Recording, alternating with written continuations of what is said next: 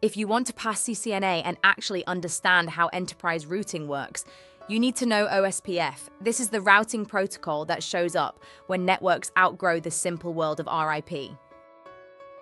In this lesson, we are not just memorizing commands. We are building the mental model behind why OSPF exists, how it thinks, how routers form neighbor relationships, and how to troubleshoot it when the network does not behave the way you expect. You will see why RIP breaks down in larger environments, what makes link state routing different, how the link state database and SPF calculation work, and why those ideas matter in real enterprise networks.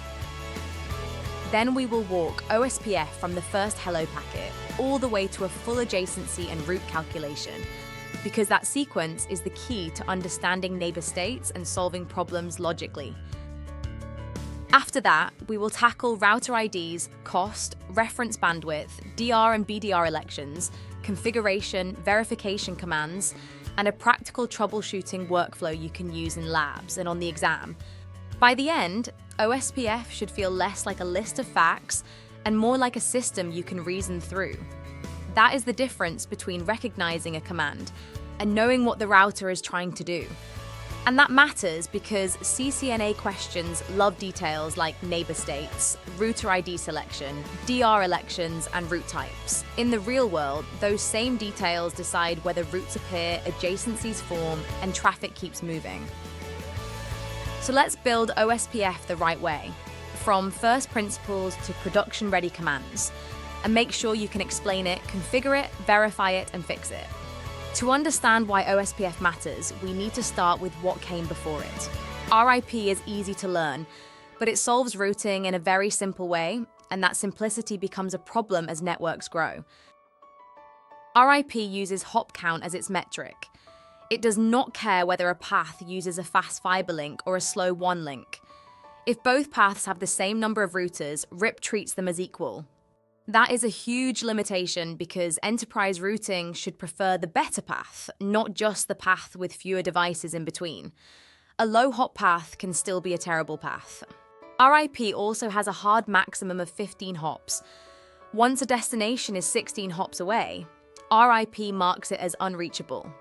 That makes it unsuitable for larger routed environments. Even when a network is smaller than that limit, convergence is another major issue. RIP learns changes slowly because it relies on periodic updates and can take too long to react when links fail. In a production network, slow convergence means users keep sending traffic toward a path that no longer works. During that delay, applications break, sessions drop, and the network feels unreliable. RIP is also famous for their counting to infinity problem. When routers pass bad information around a loop, the hop count can increase step by step until the route is finally discarded. That behavior is exactly what distance vector protocols struggle with. A router is trusting what its neighbor says, then that neighbor is trusting another neighbor, and wrong information can circulate for too long. RIP tries to reduce the damage with things like split horizon and route poisoning, but those are protective patches around a design that still converges slowly compared with modern protocols. Another weakness is that classic RIP is classful. That means it does not carry subnet mask information in its updates, which creates trouble in networks using variable length subnet masks or discontiguous addressing. CCNA expects you to know that modern enterprise networks need better path selection, faster convergence, stronger scalability, and classless behavior. RIP cannot deliver that combination well enough. And that is the opening for OSPF. It was designed to solve the exact weaknesses that make RIP a poor choice once the network becomes serious. The big conceptual jump from RIP to OSPF is the move from distance vector to link state. Once you understand that shift, most of OSPF starts making sense. In a distance vector protocol, a router mostly learns by listening to its neighbors. It hears about remote networks secondhand and trusts the direction and distance it is given. That means the router does not have a full map of the topology. It knows what neighbors tell it, but it does not independently understand the whole network structure. A link state protocol works differently. Each router describes its own links. shares that information in a structured way, and builds a synchronized database of the network topology. That synchronized topology view is the link state database, or LSDB. Think of it as the router's local copy of the network map for its OSPF area. Once a router has that map, it does not need to wait for a neighbor to suggest the entire path. It can run its own calculation and choose the best route from the topology it already knows. That calculation is Dijkstra's shortest path first algorithm, often shortened to SPF. OSPF uses SPF to compute the lowest cost path through the network graph. Notice what that changes. Instead of passing complete route beliefs around the network and hoping they settle down, routers share topology facts and then calculate routes themselves. That design gives OSPF faster and more reliable convergence. When something changes, routers flood updated link state information, refresh the database, and recalculate paths based on the new reality. It also scales better because the protocol was built for larger, more structured environments, not just small, flat networks where simplicity matters more than precision. This is why OSPF became the dominant interior gateway protocol in many enterprise designs. It gives routers a much richer view of the network and a much smarter way to react to change. So as we move into OSPF operation, keep that mental model in mind. Hellos, adjacencies, LSAs, and SPF are all part of one bigger job, building and maintaining that shared map. Now let's walk the OSPF process in order, because OSPF troubleshooting becomes much easier when you can picture the protocol as a sequence instead of a cloud of commands. It starts with hello packets. Routers send hellos to discover other OSPF speakers on a link and to check whether key settings match well enough to continue. Those hellos carry information like the router ID, area, hello, and dead timers, and on some links the designated router details, so even the very first exchange already gives you troubleshooting clues. If the routers accept each other as neighbors, they move toward adjacency formation. That means they are no longer just hearing a voice on the link. They are preparing to synchronize topology information. The next major stage is the database description exchange, often shortened to DBD or DDP depending on the material you read. Here, routers summarize what they know is inside their link state database. This is important because OSPF is not blindly sending the whole database immediately. First, the routers compare summaries so they can figure out what information is missing or out of date. When a router realizes it needs specific link state information, it sends a link state request, or LSR. The neighbor replies with a link state update, and that update contains the needed LSAs. LSA stands for link state advertisement. These are the actual pieces of topology information OSPF floods so every router in the area can build the same view of the network. As those LSAs are exchanged and acknowledged, the link state databases line up. Once synchronization is complete, the neighbor relationship reaches the full state. Full does not just mean the routers can hear each other. It means they have successfully synchronized the relevant topology information and are now ready to use that shared knowledge. After the database is in place, each router runs the SPF algorithm against that topology map. That is the moment when OSPF turns link state information into actual best paths in the routing table. So when you troubleshoot OSPF, think in this same order. Did hellos work? Did neighbors form? Did databases exchange properly? Did LSAs arrive? Did the routers reach full? Did SPF produce the expected route? That sequence is one of the most valuable mental models in this lesson, because almost every OSPF failure is really a break somewhere along that chain. Next, we will zoom in on neighbor states, because those states tell you exactly how far along the process a router has managed to get. And once you can read those states as a story instead of a memorized list, OSPF outputs become much less intimidating. Neighbor states are one of the most tested and most useful parts of OSPF. They show you where two routers are in the relationship building process. Down means no hellos have been seen from that neighbor. If you are stuck here, start by checking whether the interface is up, OSPF is enabled, and packets can actually pass on the link.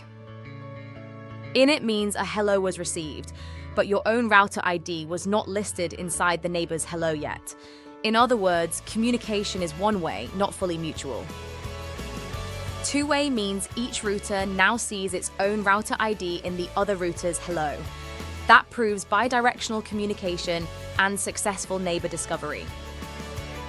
On broadcast networks, this is where many students get confused. Two-way between two other routers is normal. They do not need to form a full adjacency with each other. That happens because on multi-access segments, OSPF uses the designated router and backup designated router to reduce adjacency overhead. So full database synchronization does not happen between every pair of routers. If adjacency should continue, the routers move into XStart. This is where they negotiate master and slave roles and begin organizing the database exchange. Exchange is the stage where DVD packets are traded. The routers are comparing summaries of their databases so they can see what is missing.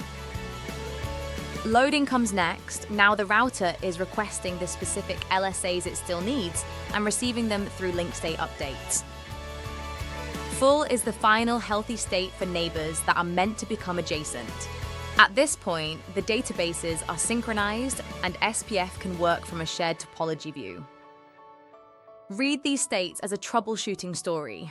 Down means no discovery. Init means one-way communication. Two-way means discovery succeeded. XStart, exchange, and loading mean database sync is in progress. Full means that sync finished. So if a neighbor is stuck, the state tells you what kind of problem to look for. Early states suggest basic communication or parameter mismatches.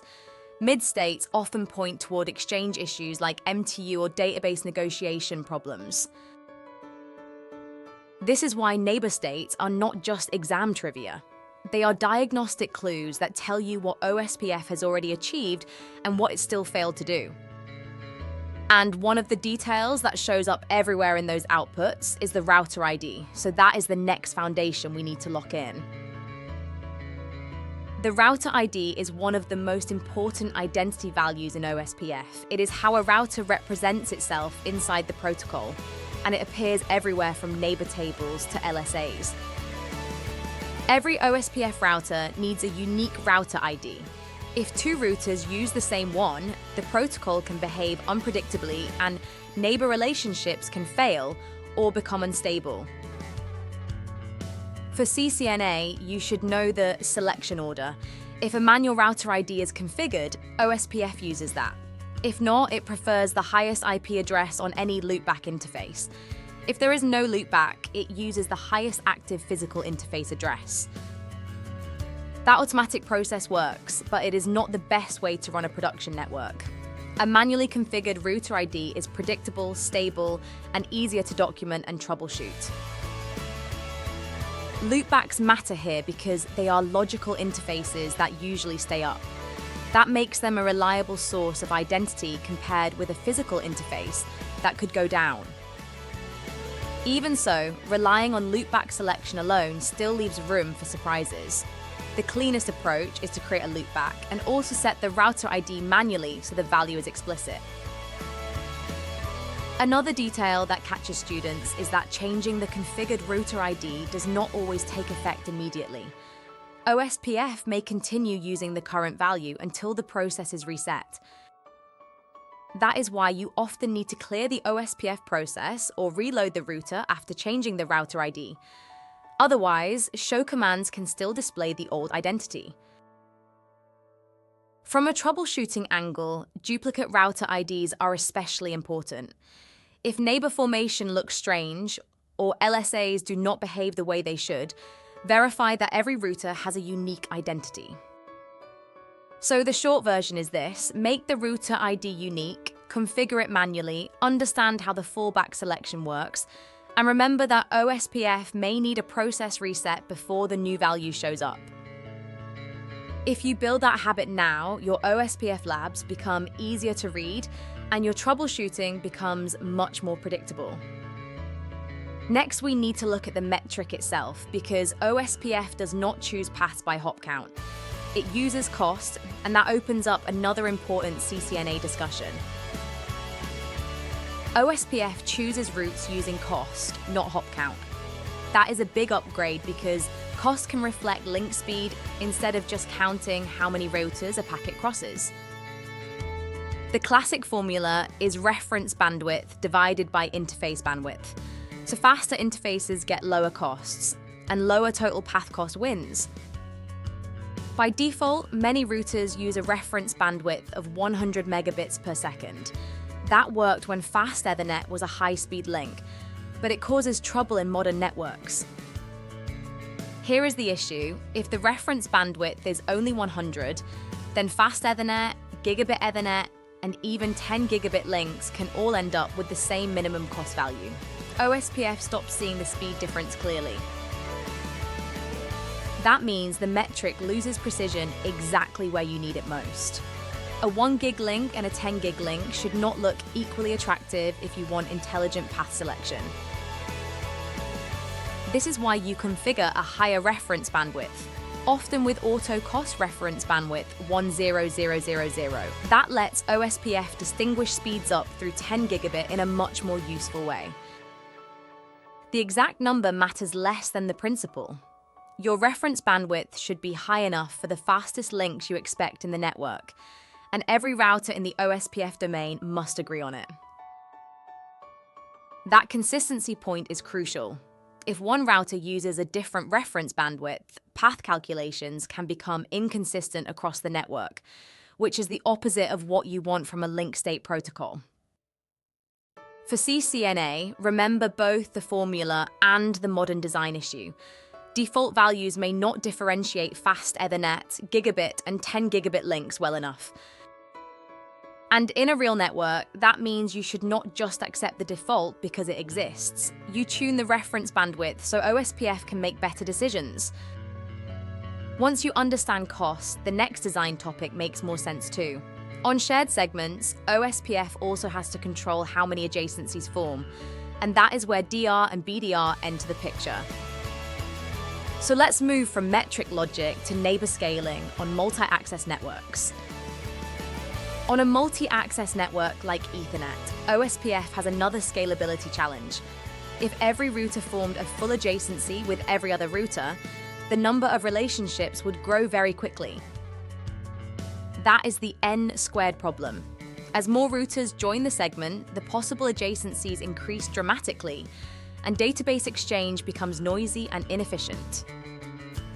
OSPF solves this by electing a designated router and a backup designated router. Instead of everyone becoming fully adjacent with everyone else, routers mainly synchronize through the DR and BDR. The routers that are neither DR nor BDR are called druthers. A druther normally reaches full with the DR and BDR, but only two-way with other druthers on the same broadcast segment.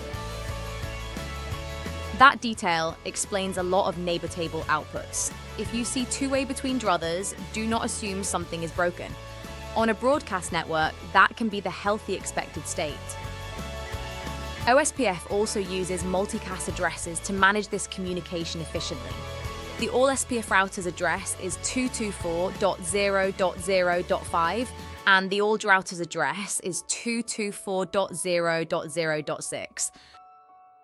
For elections, interface priority comes first. The router with the highest OSPF interface priority becomes DR, and the next highest becomes BDR. If priorities tie, the highest router ID wins. So router ID is not just an identity value, it can also decide leadership on the segment. A priority of 0 means the router is not eligible to become DR or BDR. That is useful when you want a router on the segment, but you do not want it elected into one of those roles. Another subtle point is that the election is non-preemptive. If a stronger candidate appears later, it does not automatically replace the current DR just because it has a better priority or router ID. That means the order in which routers come online can affect the result you see. In labs, students often expect a new high-priority router to take over immediately, and that is not how OSPF works. So the DR and BDR mechanism reduces overhead. The two-way state between dear others is often normal, and the election is driven by priority first, router ID second, with 0 excluding eligibility. Once you understand that control plane behavior, we can turn to the actual iOS configuration that makes a clean OSPF deployment work in practice. This is where the theory becomes a production-ready setup. Let's build a clean OSPF configuration the way you would want to see it in a serious lab or a small production-style deployment. A good starting point is the loopback interface. You create a loopback, assign it an IP address, and use that stable interface as part of your router identity strategy. Then you enter router configuration mode with router OSPF and a process ID. Remember that the process ID is locally significant only. It does not need to match across routers for neighbors to form. Inside the OSPF process, set the router ID manually. This makes the router's identity predictable in neighbor tables, LSAs, and troubleshooting outputs. Next, configure the reference bandwidth so the cost metric reflects modern link speeds. If you are using something like auto cost reference bandwidth 10000, apply that consistently across all OSPF routers. Now you tell OSPF which interfaces to activate. The traditional CCNA method uses network statements with wildcard masks, matching interfaces whose addresses fall within those ranges. This is where wildcard masks matter. They are the inverse of subnet masks, and they let you identify which interfaces should participate in OSPF for a given area. For most CCNA examples, those interfaces go into Area 0. Area 0 is the backbone area, and it is the central reference point in multi-area OSPF designs. Another smart habit is using passive interface strategically. A passive interface advertises its connected network into OSPF, but it does not send hellos out that interface.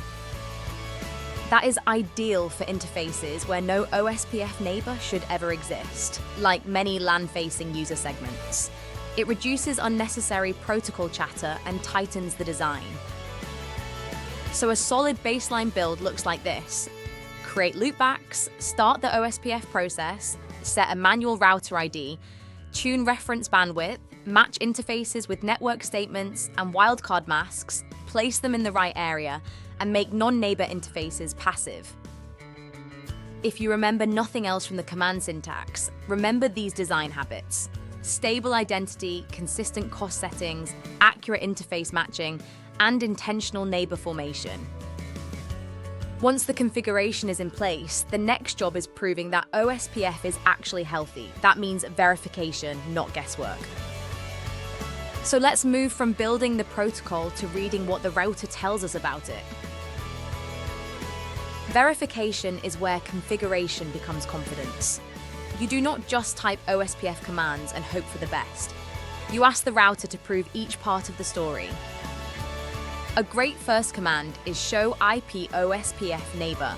This tells you which neighbors exist, what state they are in, and on multi-access networks, whether they are DR, BDR, or other relationships. If a neighbor is missing or stuck in an unexpected state, you already know where to focus next. That is why neighbor output is often the first checkpoint in the workflow. Then use show IP OSPF interface. This lets you inspect whether OSPF is enabled on the interface, which area it belongs to, the hello and dead timers, cost, network type, and DR or BDR information. That command is especially useful when neighbor formation fails, because many of the mismatches that break adjacencies live right there at the interface level. Next, show IP OSPF gives you process-level information, like the router ID, the SPF count, configured areas, and general protocol status. It helps confirm how the local router sees its own OSPF process. If neighbors look healthy, move deeper with show IP OSPF database. That is where you inspect the LSDB and verify that the router actually has the expected link state information. This matters because a router might have a neighbor relationship. But if the database is incomplete or wrong, the routing table still may not end up as expected.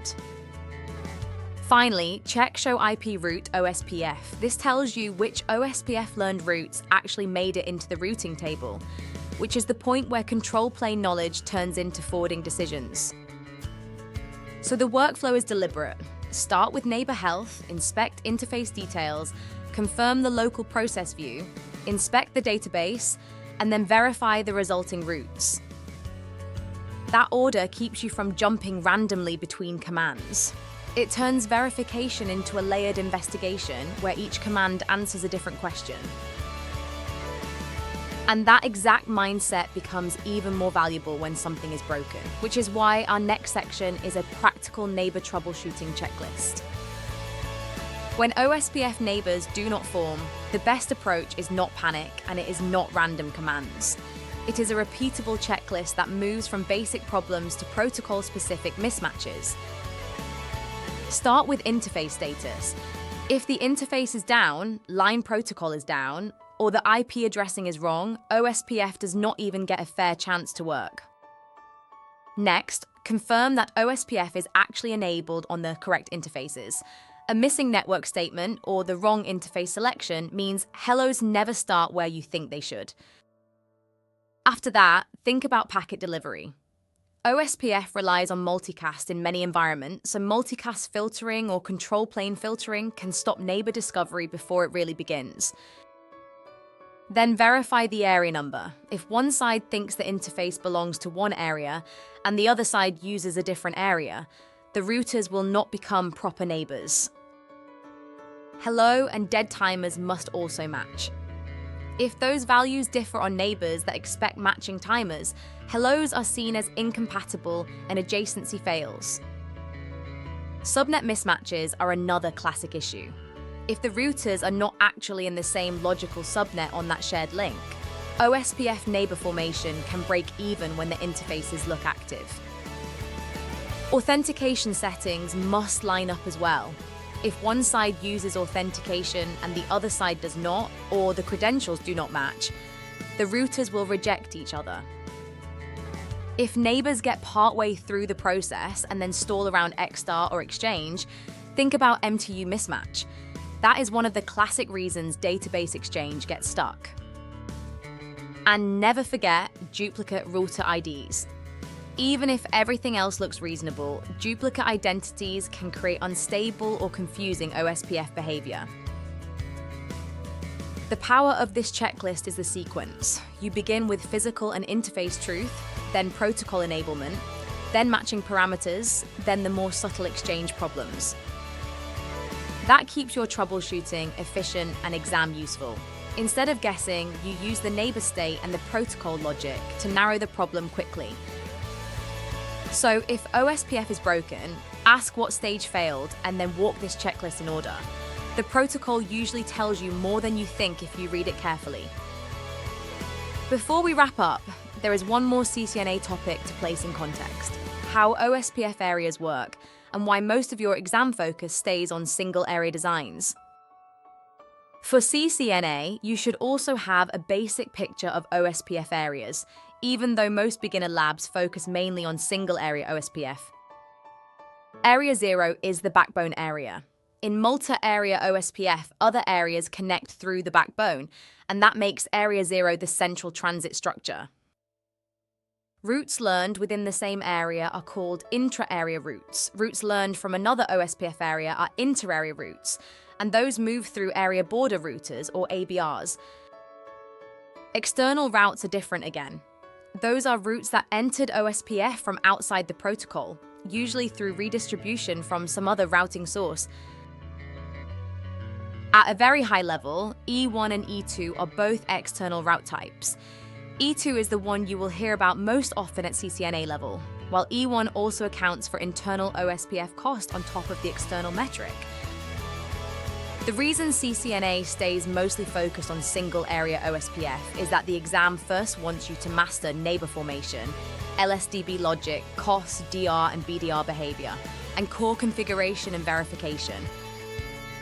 So, know what Area 0 is, know what ABRs do, and recognize the basic route categories. but put most of your study time into the single area mechanics that drive the protocol day to day. That gives you the right balance for the exam and for early lab work. Strong fundamentals first, deeper design topics after that. With that final concept in place, we can finish by pulling the whole OSPF lesson into one concise mental framework you can take into labs and exam questions. Let's pull the whole lesson together so the major OSPF ideas stay connected in your mind instead of floating around as isolated facts. RIP struggles in enterprise networks because hop count is too simple. The 15 hop limit is restrictive, convergence is slow, and classful behavior is not enough for modern design.